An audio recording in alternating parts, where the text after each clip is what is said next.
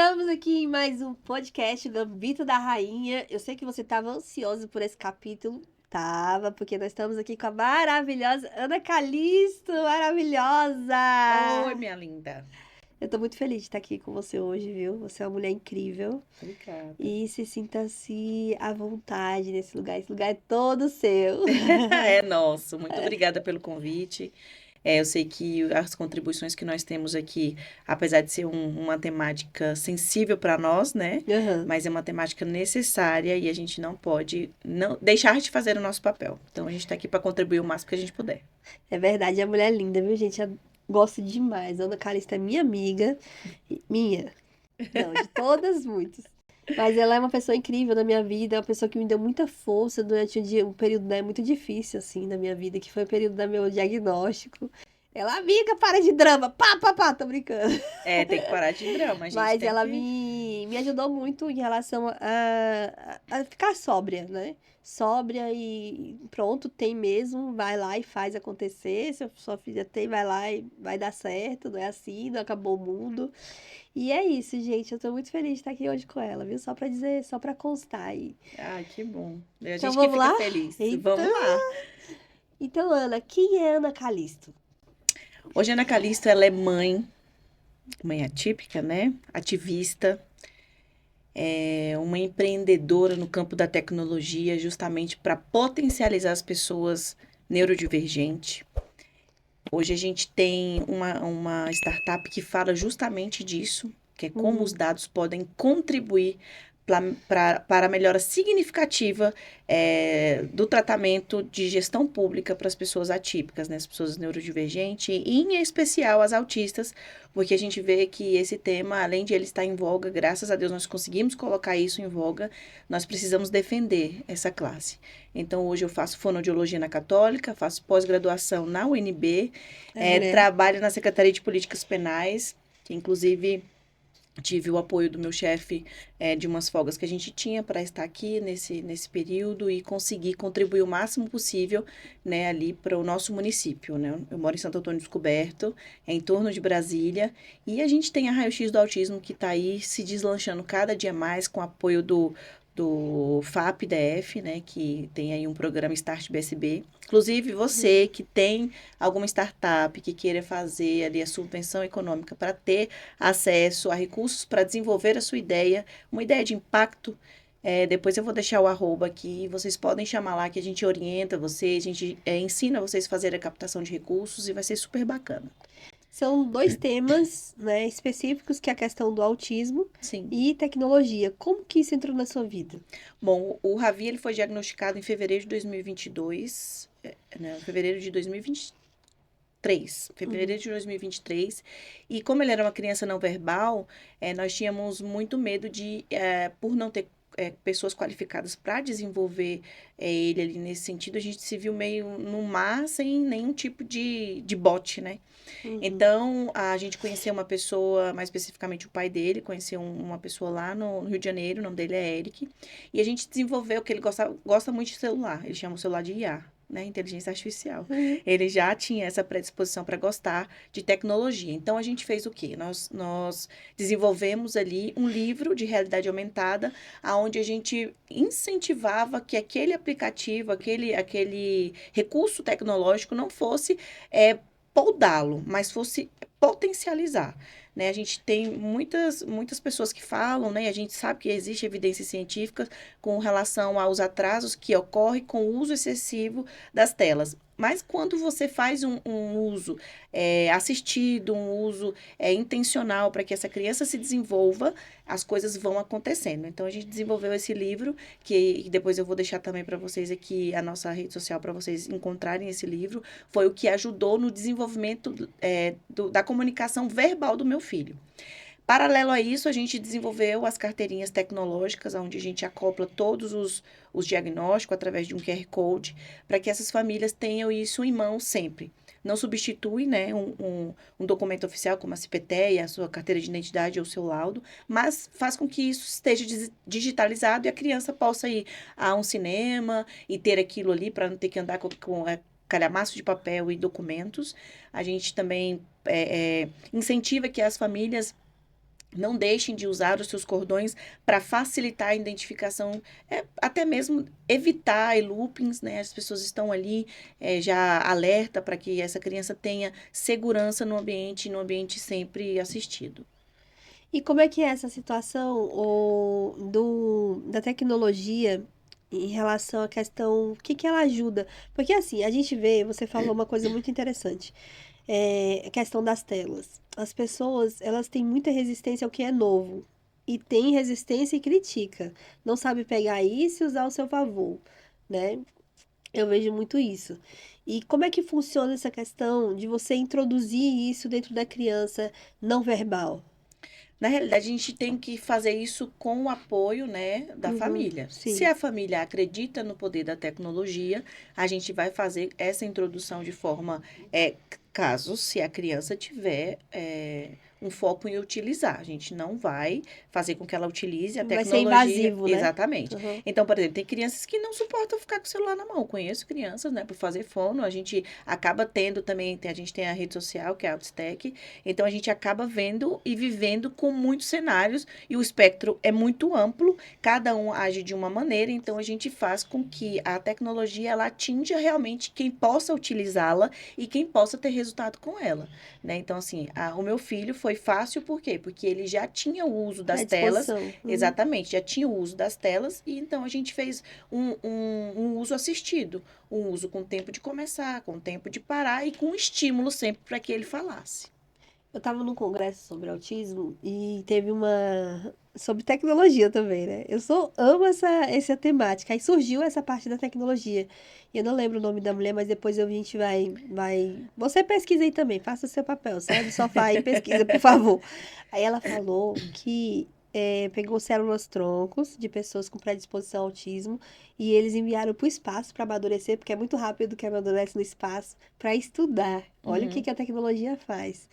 E entendeu que o autismo não verbal ele tem uma inteligência tão violenta que as pessoas não sabem aproveitar, por causa do capacitismo, né? Que vocês falam, gente, tem tanto termo que eu ainda não sei, mas eu vou aprender. Do capacitismo. E como a tecnologia pode ajudar isso de forma assim a desenvolver as As habilidades dela. habilidades da pessoa, porque muitas das vezes a gente tem altas habilidades e é tudo travado, porque não tem primeiro não tem essa diagnóstico, né? Uhum. Vai diagnóstico ali e também não tem esse desenvolvimento. A criança, como você falou, tem uma predisposição e as pessoas como se não fosse nada e termina que essa criança passa desse período e não consegue desenvolver. Como você vê essa questão do desenvolvimento da união do desenvolvimento com a tecnologia? Você teve isso dentro da sua casa. Sim, Como é que foi isso? Hoje o Ravi, como é que ele tá hoje? tá maravilhoso. Só vou ler aqui, o pessoal tá participando aqui ao vivo da nossa rede social e colocou bem assim, ó, o celular gera sobrecarga.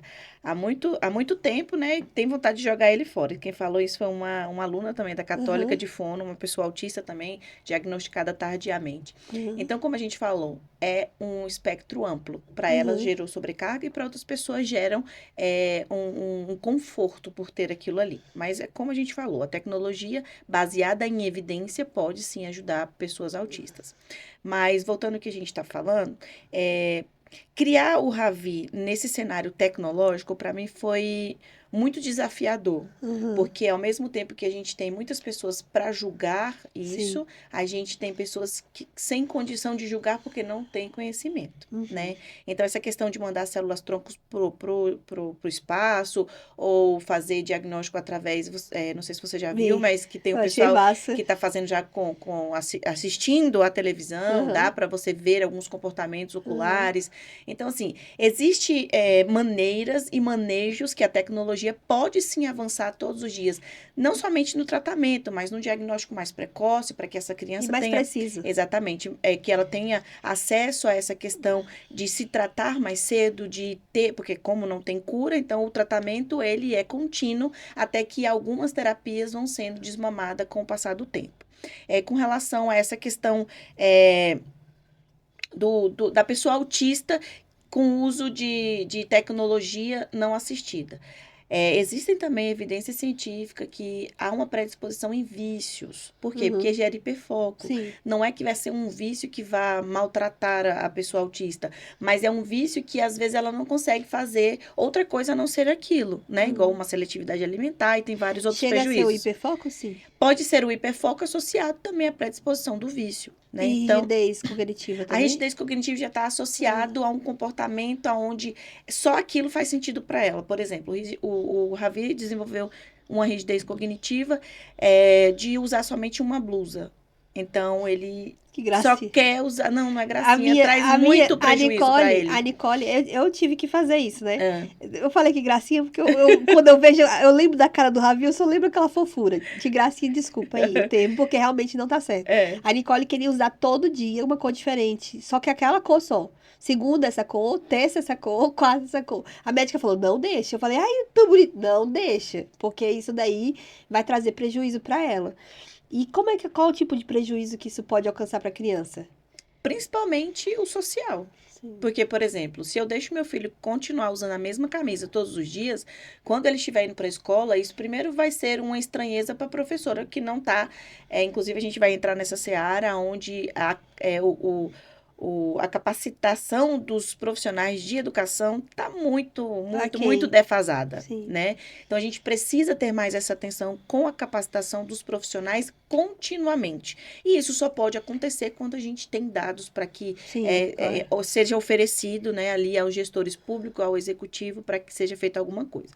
Mas voltando a essa questão da rigidez cognitiva, ele pode, por exemplo, potencializar um bullying. Pô, tu só tem essa calça, pô, tu só tem esse tênis, pô, tu só tem essa camisa. Mas, às vezes, o que faz com que essa pessoa use essa camisa é a textura, que é melhor para ela. Ou seja, tem que haver um atendimento mais aprofundado. Por que gerou aquela rigidez? É por conta do sensorial, é por conta, de fato, da cor, é por conta, de fato, do desenho que tem. Então, a gente tem que ter um olhar para a pessoa autista, não que não tenha que ter para... Específico. Não específico, mais humanitário, sabe? Entendi. Um olhar mais com amor mesmo. Quando a pessoa autista ela está usando somente uma calça, uma camisa, a gente tem que saber que ali tem sim um prejuízo para ela, porque ela pode deixar de ter amigos por conta disso. Né? Tem eu tenho uma sobrinha que é minha filhada também, que ela é pessoa autista, a Cecília. Ela tem acho que 5 aninhos agora. Ela tem 5 anos. E ela passou muito tempo usando somente um vestido. E aquilo gera um desgaste para a mãe também. A gente está falando aqui, né? A gente tem lugar de fala porque eu sou mãe atípica, a minha Sim, também claro. é mãe atípica. E aí gera um desgaste, porque às vezes você não tem outro daquele. A criança começa a usar a mesma coisa sempre, começa a atingir... Eu vou confessar um pecado também. O meu pecado é o sapato. Amiga do céu, não consigo. É de verdade. Eu tenho um sapato que eu uso 3 anos. Aí, de alto, né? Porque outro dói meu pé, incomoda. Começa a criar coisa na minha cabeça. E tênis. Eu só consigo esse sapato, que é social. Só esse, tá desgastado. E o tênis. Aí, quando eu vou comprar outro sapato, tem que ser do mesmo sapato. Você Pois tem é. noção? E quando o sapato sai de série, minha irmã? O que eu faço? Vai pro brechó. Tem que usar o mesmo sapato. Não tem jeito. Não tem. Então, tá vendo que gera prejuízo? Muito prejuízo. Então, assim, o espectro, por ser amplo, ele vem carregado de prejuízo. Às vezes a pessoa fala, mas nem parece autista. É horrível isso. Essa é a pior fala que tem. E também quando a pessoa fala assim, nossa, todos eles são muito inteligentes. Ai, Mas, meu por Deus. exemplo, vamos entrar na seara Tá, agora da vamos lá. capacitação da educação. A gente tem agora algumas escolas no Distrito Federal que eles fizeram agora a parte educacional, pedagógica com a Secretaria de Educação e a parte disciplinar com a área militar, né? Que foram as escolas militarizadas. Eu tive o prazer de conhecer uma lá próximo a Santo Antônio, no nova região administrativa, Águas Quentes. E o coronel do bombeiro, que é quem está lá agora, né, o major, aliás, desculpa, foi falar pra gente como que funcionava tudo isso.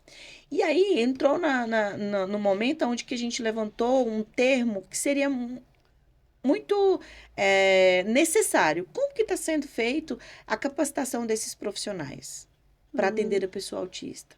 Para identificar até mesmo ou antecipar um atendimento para aquela pessoa autista. Na realidade, não tem ainda, né? Por mais que se queira fazer, se tente fazer, ainda não tem. Então, a gente colocou ali a necessidade de fazer um mapeamento das pessoas autistas na área escolar. Só que a gente percebeu também que fazer somente na área escolar ia fugir muito da necessidade, porque vai ter crianças que ainda não estão escolarizadas. Então, ia fugir muito da necessidade de tratamento de saúde. Uhum, Ah, vamos fazer da área de saúde, mas a gente ia deixar o pessoal da assistência social longe. uhum. Então, o que é que nós fizemos?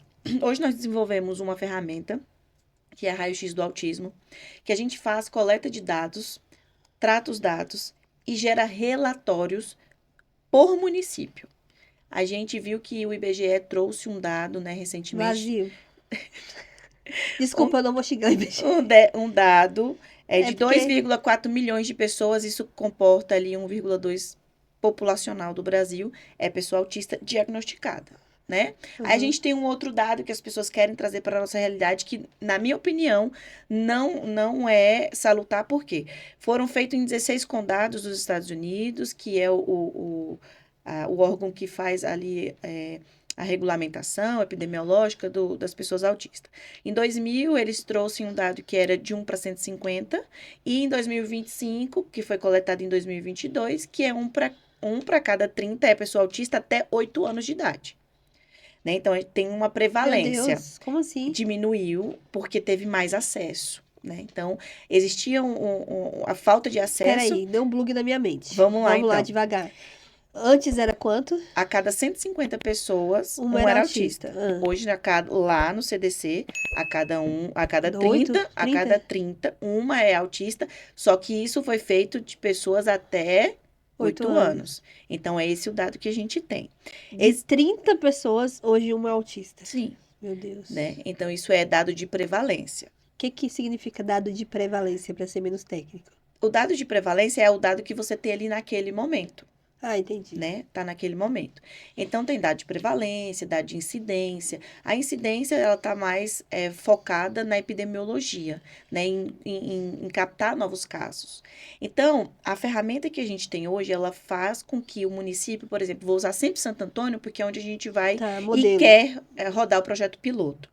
Então, a gente vai rodar ali o projeto piloto, que deve durar mais ou menos 6 meses, entre aplicação, tratamento de dados e gerar os relatórios, e vai orientar o executivo como, de fato, alocar os seus recursos públicos, evitando judicializações, evitando contratações que não eram necessárias, fornecendo, de fato, capacitação para os seus colaboradores, para os seus servidores. Então, a gente vai dar autonomia inclusiva através dos dados para o município. Uhum. Então, a gente vai coletar lá os dados vão ser compilados através de uma ferramenta e vai gerar ali, por exemplo, nós identificamos, isso é uma suposição, que lá tenha 300 pessoas autistas. Quantos habitantes? Lá nós temos hoje 76 votantes e 115 moradores.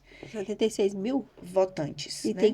tem quantas pessoas autistas? A gente ainda não sabe, porque a gente vai rodar o projeto piloto lá. Ah, entendi. Então, esse projeto piloto... O piloto... que vocês identificaram foi 300. Não, isso é abre aspas. Isso é uma aspas, para eu te explicar como que funciona. Uhum. Então, a ferramenta da Raio-X do Autismo, ela trabalha como? Ela vai coletar através de dados que as pessoas vão de forma voluntária no CD, são dados sociodemográficos, não são dados sensíveis, né? Como nome, endereço, Sim. CPF, nada disso. São dados sociodemográficos que a gente vai poder triangular as políticas públicas como saúde, educação e social. Porque as pessoas querem colocar na conta do social o autismo, e não é. A conta do autismo, ela começa na cabeça, que é na saúde. Se eu não capacito essas pessoas para ter saúde, terapia, como que eu vou exigir que ela vá para a escola e tenha um comportamento? E dentro da legislação, ela está no social? A legislação diz que a pessoa autista, ela tem que ter acesso à saúde. Ela tem que ter acesso à educação, isso quem diz é a Constituição brasileira. Uhum. Então, a gente não tem A Lei Brasileira de Inclusão vai dizer, né, que é a Lei Brasileira de Inclusão, e a gente tem a Berenice Piano.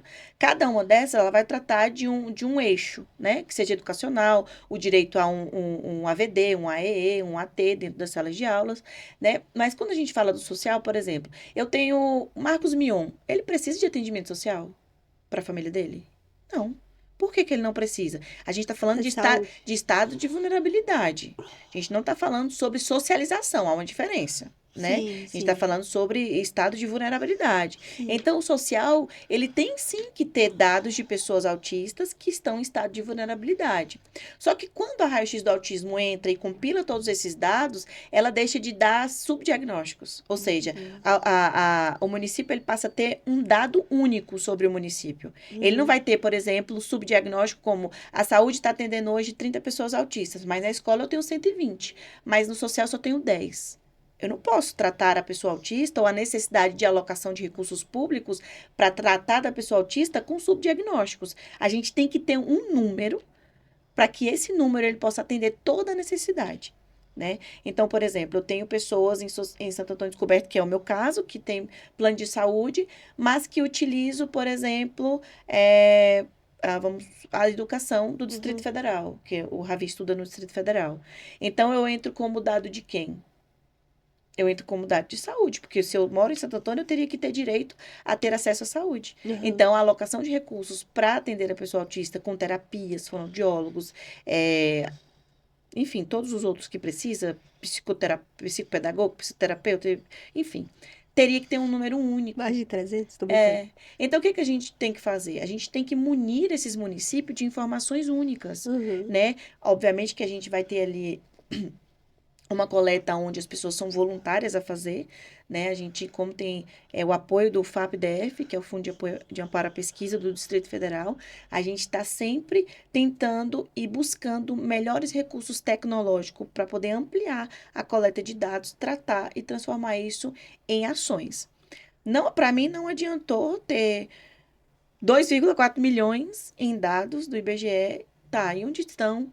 O que vivem? Se escolarizaram, não escolarizaram, se tratam, se não tratam, trabalham, não trabalham, moram em casa de apoio, não moram em casa de apoio. Então, é um dado que ele foi muito polarizado. Não sei como foi as técnicas de coleta disso, porque o Ravi está diagnosticado desde 2022. Eu não participei sobre essa pesquisa, então eu não estou lá. Ela não me representa, né? No sentido de não ter fornecido os dados ali. Então, assim, a gente vê que isso tem que ser feito com foco nos municípios. Hoje nós temos 5.570 municípios no Brasil. Imagina você ter um dado para cada município e cada município captar uma emenda parlamentar focada no tratamento da pessoa autista. A gente tem alguns parlamentares que já se movimentam nessa situação. A gente tem a Andrea Werner de São Paulo, a gente tem aqui no Goiás alguns outros, no DF a gente tem a Frente Parlamentar do Eduardo Pedrosa, a gente vai ter várias pessoas que já se movimentam nisso. Mas para a gente auxiliá-los, para como eles destinarem de fato para projetos que vão fazer trabalhar, a gente precisa de ter esse dado. Por exemplo, a gente tem um parceiro hoje que vai fazer a execução de emendas para a gente trabalhar essa questão das pessoas autistas, das pessoas com síndrome de Down, as pessoas neurodivergentes, que é o Instituto Apsindal, que é de uma pessoa que eu conheci, foi uma grata surpresa na minha vida, e ele trouxe isso como uma necessidade também, né, de ter esse dado para poder também fazer a captação desses recursos. Porque se não tem um diagnóstico, não tem como fazer a captação. Na realidade, o que acontece? E eu acho também que é bom você falar sobre isso, porque quando o recurso ele caracteriza como saúde, metade das emendas parlamentares tem que ser aplicada em saúde. Então, isso traz um subsídio muito grande de argumento para poder trazer esses recursos para poder fazer pesquisa, e não só isso. Exatamente. Melhoria das políticas públicas para a nossa população autista. Né? Exatamente. E a gente gostaria muito de que tivessem outros parceiros que quisessem fazer pesquisa dessa maneira, onde você... Por que eu pensei em pesquisas municipalizadas? Porque cada município também gera um espectro. Sim, uma necessidade. Sim. Diferenciado, né? Sua especificidade gera um espectro específico. Às vezes eu tenho um município ali com 5.000 habitantes. Então eu preciso de 2 fonos, um TO e talvez ali melhorar a questão da educação. Mas se eu tenho São Paulo, como é que eu vou tratar São Paulo? Na cidade de São Paulo? Como é que eu vou tratar, por exemplo, o Distrito Federal? E como é que funciona o aplicativo? A gente está desenvolvendo a ferramenta, né? Agora. A gente já desenvolveu o formulário, já está na plataforma BI, né? Que é o Power BI, que é onde faz os gráficos. E agora a gente vai passar para a segunda etapa, para o eixo 2, aí a gente espera ter sucesso nessa nova etapa, que é desenvolver essa plataforma já como solução. Já ela fazendo com a ajuda de inteligência artificial, enfim. Obviamente que é tudo supervisionado pelo homem, tá, gente? A gente não dispensou o uso de profissionais para gerar esses dados. Então a gente tem que tomar muito cuidado quando a gente fala sobre tecnologia e não gera evidência. Então, Uhum. toda tecnologia que a gente usa, a gente gera evidência científica e a gente faz com que isso seja de fato aplicável para a população autista. Interessante. Me conta aí um pouco sobre que pé que tá esse projeto? Você já fez um mapa, né? Já ouviu a resposta. Vocês tiveram quantas respostas? E Bom, como é que foi isso? a pesquisa ela não pode ser rodada sem a anuência do Comitê de Ética de Pesquisa em Pessoas. Aham. Toda pesquisa que você vai fazer e vai trazer um dado epidemiológico que seja para testar um novo medicamento, que seja essa questão da do mapa, né, para poder saber quem são as pessoas autistas, precisa da anuência. Então, o que que nós fizemos? Nós só rodamos um formulário simples para poder captar alguns dados para a ferramenta já tratar disso e ter dados balizados. Então, hoje a gente já tem esse formulário pronto, né, com o Fundo de Apoio à Pesquisa aqui do Distrito Federal, a gente já conseguiu fazer o MVP, que é o mínimo viável do produto. Uhum. Né? E agora a gente precisa, obviamente, de mais recursos para que esse aplicativo, esse dispositivo esteja disponível para que as famílias consigam responder. Quem pode responder? São as pessoas que tenham maiores de 18 anos, né? Se elas Uhum. forem as pessoas autistas, os seus cuidadores, para as pessoas que não têm ali autonomia, né? As pessoas nível 3 de suporte, que Uhum. não têm a sua dinâmica, e as pessoas que estão institucionalizadas, o órgão que está institucionalizando. Então, eles também vão responder. Né? Assim, eu tive, só fazendo um gancho a essa Uhum. fala, a gente teve um convite do Pacto da Primeira Infância, nacional, para fazer parte sobre como está sendo tratada essa questão da infância, juventude e adolescência das pessoas autistas em casas institucionais. Né? A gente sabe que existe essa questão das famílias acolhedoras para as crianças que são recolhidas de lares insalubres. E aqui no Distrito Federal nós tivemos a rica prazer de ir lá no TJDFT para falar sobre isso, como que os dados poderiam nortear a capacitação das famílias acolhedoras. Como é que funciona as famílias acolhedoras para quem não conhece? Vamos falar que a gente está falando com pessoas, né, que não É, conhecem esses temas. Como é que funciona? então vamos lá, todo município, cidade vai ter uma casa acolhedora, né? Que quando essa criança ou esse adolescente está sofrendo algum tipo de abuso, seja ele psicológico, sexual ou de algum nível, ela é retirada do seu ambiente familiar e colocada na UAI, que é a Unidade de Acolhimento Institucional. Depois disso, se a pessoa autista ou a pessoa que está lá, ela é disponibilizada para adoção, suponhamos. Então, ela vai ser adotada. Mas antes disso, passa por uma família acolhedora, para ela se sentir, de fato, acolhida em um ambiente familiar, não somente ficar ali institucionalizada. E aqui no Distrito Federal, notou-se que estava tendo a questão de, eu não gosto de usar esse termo, mas já procurei outros e não achei, devolvendo as crianças ou os adolescentes por conta de comportamentos como o TOD, né? Para quem não sabe, o TOD é o transtorno opositor desafiante, Uhum. que normalmente ele é um transtorno muito difícil de lidar, até mesmo porque ele não tem cura, né? Ele Uhum. vai ter tratamento onde a gente possa nortear essa pessoa autista ou essa pessoa que tem esse transtorno e estavam sendo devolvidas. Então, o juiz daquela vara ficou muito preocupado, porque que as crianças e os adolescentes estavam sendo devolvidos.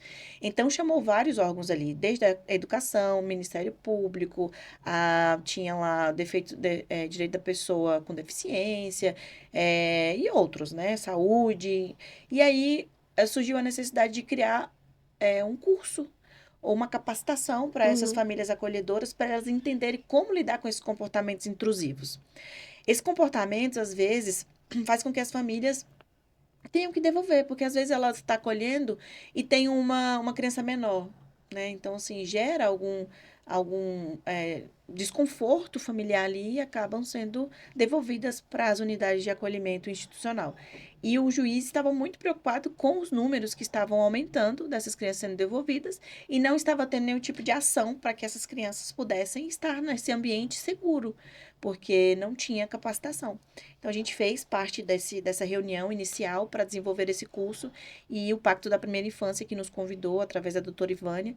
E a gente ficou muito grato em ver que tem muitas pessoas capazes de fazer e querem fazer, né? Então, eu só preciso dar a oportunidade mesmo.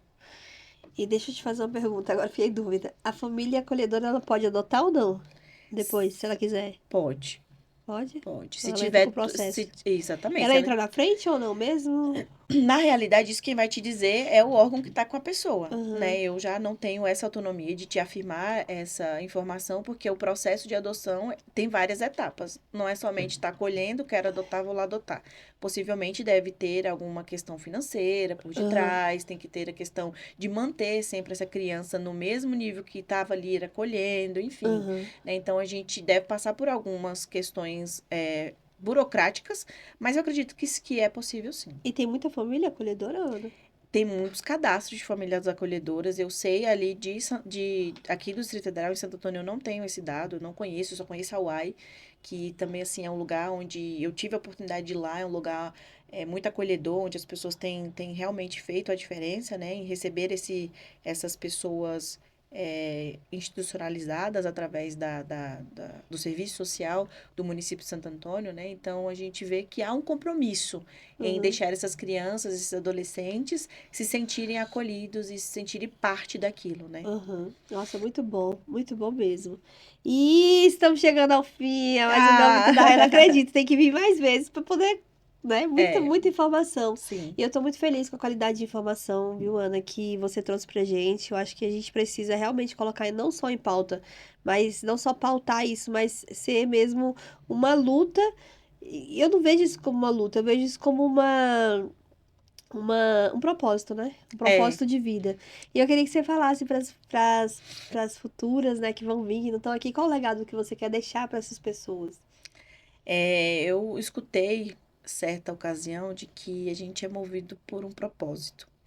E se você não descobriu qual que é o seu propósito, não é porque você não tenha um, é porque você ainda não teve a oportunidade de se despertar. O meu despertar de sair do meu egocentrismo foi no momento em que eu vi o meu filho não verbal, de apenas 2 anos de idade, tentando se comunicar e eu não sabia de fato como fazer. Então, o autismo ele trouxe para mim a possibilidade de ser uma pessoa melhor. Eu não romantismo, eu detesto o autismo, mas eu amo a pessoa autista que eu tenho em casa, que hoje é o que me move a fazer essa questão de desenvolvimento de relatórios para políticas públicas, é estudar fonoaudiologia, é fazer uma pós-graduação em recursos municipais pela UNB, é dormir 2, 3 horas por noite estudando, entregando o meu tempo de qualidade. Então, meu legado que eu vou deixar é que você não desista de encontrar o seu propósito. Não precisa ser somente com essa questão do autismo, mas você pode estar com o seu propósito atrelado a ajudar outros tipos de pessoa. Mas não deixe de fazer sempre o seu melhor. E o seu melhor imagine que você está fazendo para Deus, não é para o próximo. Porque se a gente estiver fazendo para Deus, a gente tem que se entregar sempre o melhor. Muito bom, tô muito feliz de estar aqui com você, Eu Ana. também. Foi maravilhoso, gente. Muito conteúdo. E eu tenho certeza, ó, Ana, já tá o convite feito, voltar aqui no Gambito pra gente continuar esse papo maravilhoso, viu? E a gente vai voltar. Um grande beijo, Ana. Muito obrigada pela oportunidade. Gente, muito bom, viu? Tá com vocês. E eu tenho certeza que vocês gostaram muito. E vamos trazer ela de volta. Só coloca aí, quero a Ana de volta, que ela vai estar A aqui. gente vem. Um grande beijo. Tchau, tchau. Tchau, tchau.